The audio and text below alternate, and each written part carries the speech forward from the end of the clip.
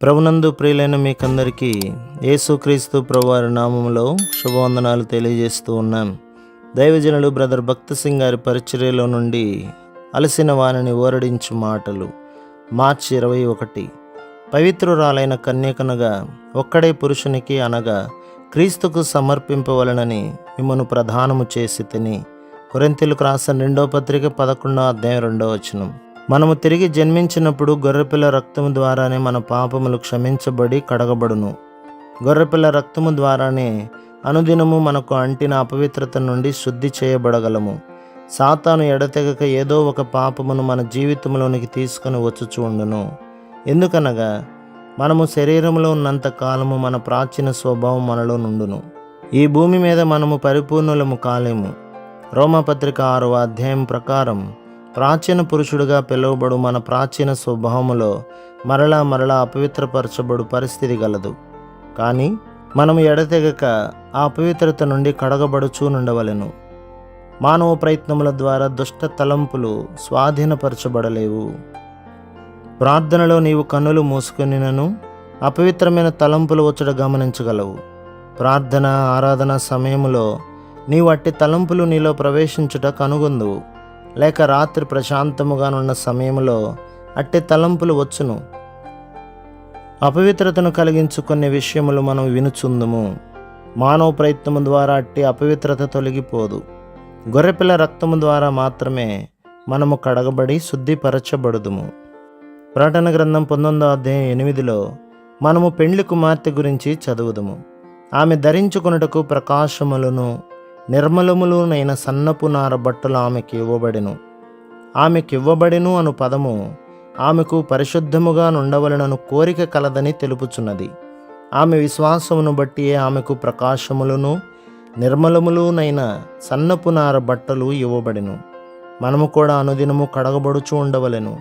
ఒక వ్యక్తి అపవిత్రతను గురించిన గ్రాహ్యము కలిగి ఉన్న ఎడల ప్రతి దినము సమస్తమును పరిశుద్ధముగా నుండవలెనని కోరును.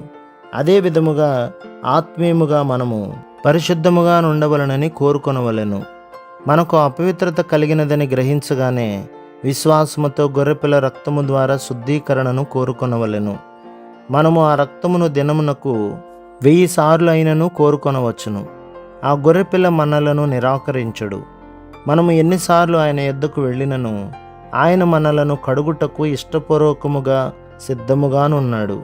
ఆయన రక్తము చేత శుద్ధి చేయబడి ఎడతెగక ఆయన వాక్యము ద్వారా కడగబడుట అనునవి గొర్రెపిల్ల వధువుగా సంఘము సిద్ధపడుటకు తోడ్పడును. కొరింథీయులకు రాసిన 2వ పత్రిక 11వ అధ్యాయం 2-3 వచనములలో విశ్వాసులను పవిత్రురాలైన కన్యకగా ప్రభువైన యేసుక్రీస్తుకు సమర్పించుటను గూర్చి పౌలు చెప్పుచున్నాడు.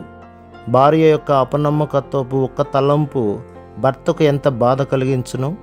ఆ విధముగా మనము ఏ మచ్చ లేకుండా ప్రభువుకు సమర్పించబడినట్లు సిద్ధపరచబడవలెను. ఆయన దగ్గరకు వచ్చిన తర్వాత మనము అపవాదికి గాని వాని అనుచరులకు గాని కొద్ది స్థలమిచ్చుటకైనను అనుమతించకూడదు. అంతేగాక చిన్న అపవిత్రత కూడా మనలో నుండకుండా చూచుకొనవలెను. మనలను కడిగి పరిశుద్ధముగా నుంచుటకు మన ప్రభువు సమృద్ధి అయిన ఏర్పాటును చేసి ఉన్నాడు.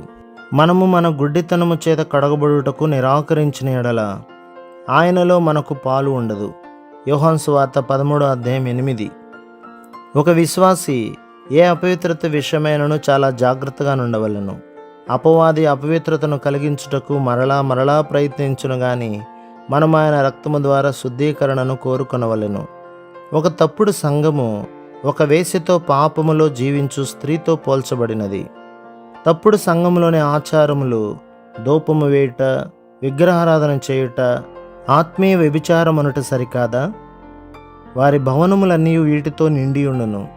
వీటి ద్వారా ఇంకను వివిధములైన ఆచారములు, కట్టడలు, అలవాట్ల ద్వారా ఆత్మీయ వ్యభిచారము అనుదినము జరుగుతూనే ఉన్నది. అటువంటి వారు యేసుక్రీస్తు ప్రభు యొక్క పవిత్రురాలైన కన్యకగా పిలువబడరు. ప్రభు మిమ్మును మీ కుటుంబమును మీ సంఘమును దీవించి ఆశీర్వదించునుగాక. ఆమేన్.